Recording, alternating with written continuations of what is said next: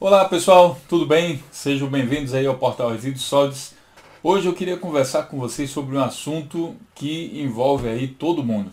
Quase que diariamente nós recebemos e-mails de países como Brasil, claro, mas também de Portugal, de Angola, Moçambique, de Cabo Verde, bom, enfim, vários países de língua portuguesa, mas também de língua espanhola, que fazem a seguinte pergunta: Gleison, como investir no setor de resíduos sólidos?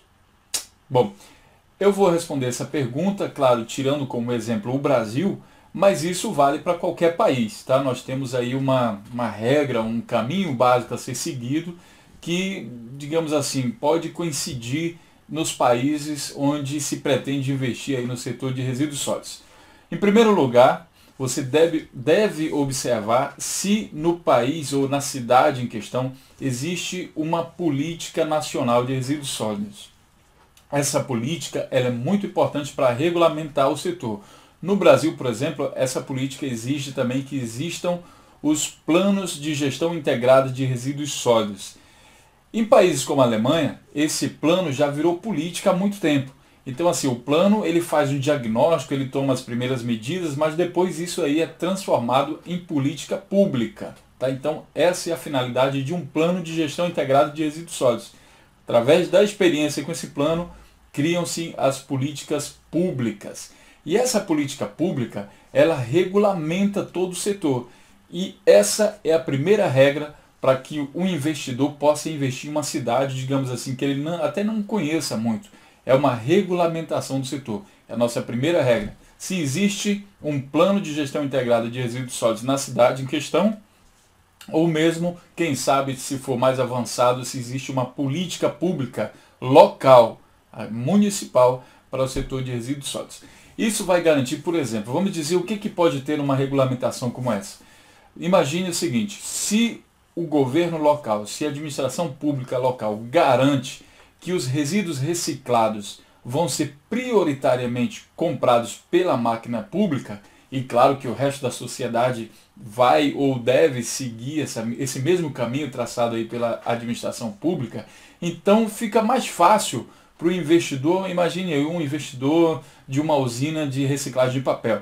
Ele faz toda a coleta do resíduo de papel e transforma isso em produto, em papel novamente. Fica mais fácil para ele ter a garantia, porque ele tem a garantia ali por lei ou pela regulamentação pública local, que vai vender aquele produto, né? De que adianta ele ter a boa vontade, investir, organizar, quem sabe, um sistema de coleta e não ter a segurança de que vai poder vender isso? Vai ter que, digamos assim, meio que adular alguém para comprar aquele produto dele. Aí, geralmente, isso torna inviável o processo, né? O projeto também.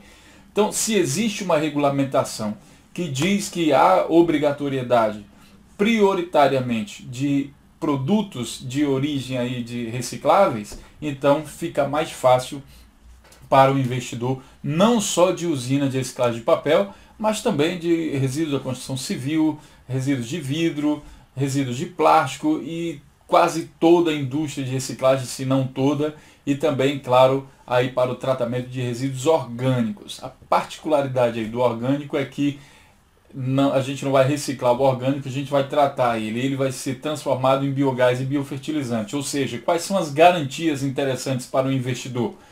Para que, não é nem garantia, é como tornar o investimento interessante, aliás, o empreendimento interessante para um investidor. Bom, você pode garantir que esse investidor tenha acesso aos resíduos orgânicos. Essa é a primeira e, assim, muito importante essa questão. Como é que eu vou construir um biodigestor numa cidade se eu não tenho garantia de que vou ter acesso aos resíduos orgânicos? Eu monto um biodigestor, sei lá, de 10, 20, 30 milhões de reais ou 10 milhões de euros e daí não tenho a garantia de que vou ter acesso aos resíduos orgânicos. Aí é complicado, né? É difícil. Então a primeira coisa que o poder público municipal pode fazer é garantir esse acesso aos empreendedores, aos investidores que fizerem esse investimento na sua cidade. Aí ele torna um negócio mais interessante. Claro que o biodigestor, ele produz biogás e biofertilizante. Isso tem que sair. Né? Não dá para a gente colocar o biogás, sei lá, em botijão e sair vendendo de porta a porta. É melhor que isso seja garantido também essa venda aí de biogás na forma de energia térmica ou energia elétrica. E o biofertilizante pode ser aí um complemento para essa renda. Em países como o Brasil, onde a agricultura é muito forte, esses fertilizantes eles têm uma procura muito grande, tem um preço bem atraente. Né? Outros países também, onde a agricultura é forte, entram aí nessa mesma questão. Então, o primeiro ponto, pessoal, é essa regulamentação do setor pelo poder público municipal. E aí vem a minha observação pessoal. Caso na sua cidade ainda não exista isso, seja no Brasil ou em outro país, tenha absoluta certeza que é justamente a inexistência dessa regulamentação que está travando todo o setor na sua cidade. Então, no caso do Brasil, onde existe uma política nacional de resíduos sólidos, é interessante cobrar dos governantes que finalmente eles parem de eternizar os problemas de resíduos sólidos nas suas cidades e finalmente criem uma regulamentação que incentive a chegada de investidores, de novos empreendimentos e com isso tecnologias, novos produtos, novas indústrias, enfim, o crescimento sustentável da sua cidade, que eu acredito que até mesmo o gestor público deseja isso. Só falta tirar isso finalmente do papel, tem que fazer acontecer, não adianta só desejar. Né? Desejar por si só não acontece nada, tem que fazer acontecer, ainda mais se o administrador público, como é o caso, é o responsável por fazer acontecer.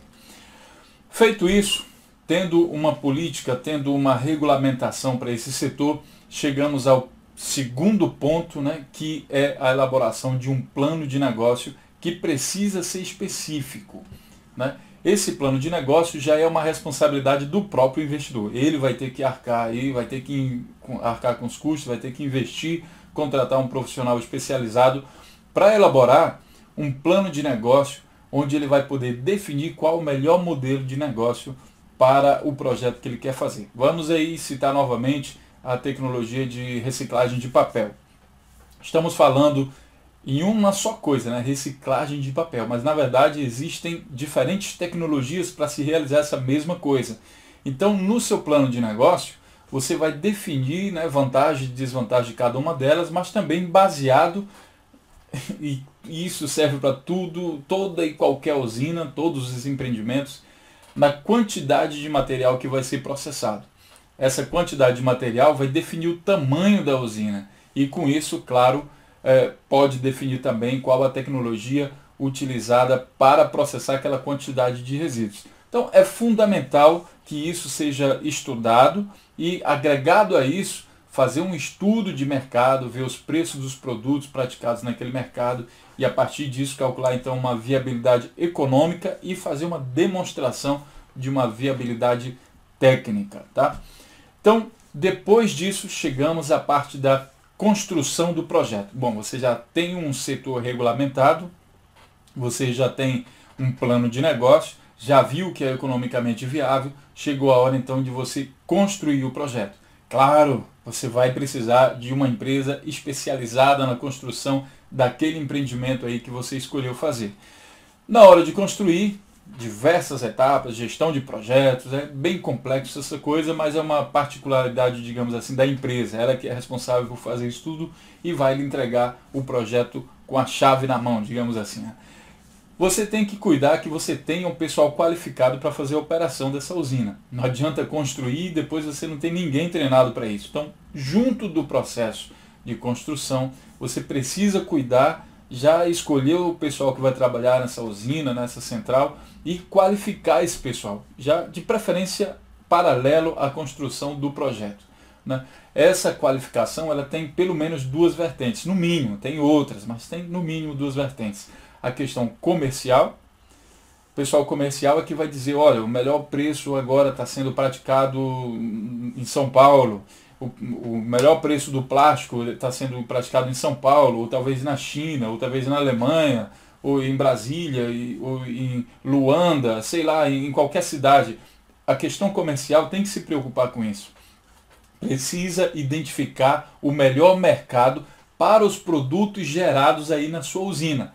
Não adianta pensar só localmente. nem sempre é a melhor opção. Tá? A questão local é muito interessante para diminuir os custos com logística, mas não é regra definitiva para todos os projetos. Que diga aí o comércio exterior da China, né, que tem em toda parte do mundo, tem empreendimentos, tem fluxo de produtos chineses saindo para todas as partes do mundo. Então, essa é uma questão, né, a comercial, e a outra é a técnica.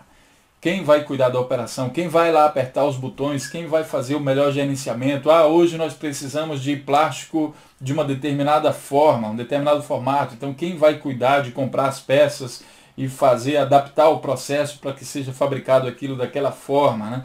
No caso de biogás, será que hoje é interessante vender energia elétrica ou a gente guarda o biogás em tanques para vender no melhor momento, no melhor horário, quem sabe? Então, precisa ter o técnico que vai transformar essas decisões aí do setor comercial em prática, em questões técnicas, né? Regulamentar a usina, mas também você precisa garantir a manutenção da sua usina. Todas as partes da usina, estamos trabalhando aqui com máquina, e máquina é suscetível de problema, então você tem que garantir que exista manutenção para qualquer parte da sua usina ou da usina como um todo, precisa garantir essa manutenção. Esses são os detalhes aí relativos à construção do projeto e por fim chegamos então ao quarto e último ponto desse tópico, que é a operação da usina. Depois de ter o seu pessoal qualificado, você pode, claro, vai utilizar esse pessoal para fazer a operação da usina. Operação comercial, operação técnica. Um detalhe interessante é que essa operação, dependendo do projeto, ela pode ser compartilhada com quem construiu a usina. Mas isso não é uma regra de mercado, tá? Dependendo do projeto. Por exemplo, usinas de reciclagem de resíduos da construção civil, ela é muito simples de fazer. Então você vai qualificar um funcionário, normalmente ele vai dar conta. Claro, usinas automáticas, essas móveis, né, essas bem simples de fazer a manutenção, de fazer a operação. Aperta lá dois, três botões e ela está funcionando. Agora já um biodigestor, que é uma coisa mais complexa, aí você realmente precisa de um pessoal altamente qualificado para isso, não para apertar os botões, isso é simples, mas para controlar a qualidade, por exemplo, dos substratos, da entrada e da saída de materiais que estão entrando lá no fermentador. É preciso ter um controle, é preciso gente qualificada e nesses casos às vezes é interessante fazer, quem sabe, a operação em conjunto aí com a construtora, com o fabricante desse biodigestor. Mas isso também é uma questão opcional, tá? Para finalizar, vale lembrar que isso aqui só é uma ideia bem geral do que acontece em todo esse setor. Na verdade é muito mais coisa que isso. Nós estamos tentando aqui fazer vídeos pequenos, né, de no máximo 15 minutos. Estou falando bem assim, bem geral mesmo, e mesmo assim o vídeo sai um pouco grande. É só para dar uma ideia a vocês e responder, dar uma satisfação para todos os investidores e empreendedores que nos procuram para saber mais sobre o setor de resíduos sólidos, né, aí no seu país, na sua cidade, e com isso esperamos que você tenha sanado algumas dúvidas. Qualquer coisa, entre em contato com a gente por e-mail, assine o nosso canal aí no YouTube e, claro, fique de olho no portal Resíduos Sólidos para saber mais sobre as grandes oportunidades desse setor. Espero você lá. Até a próxima.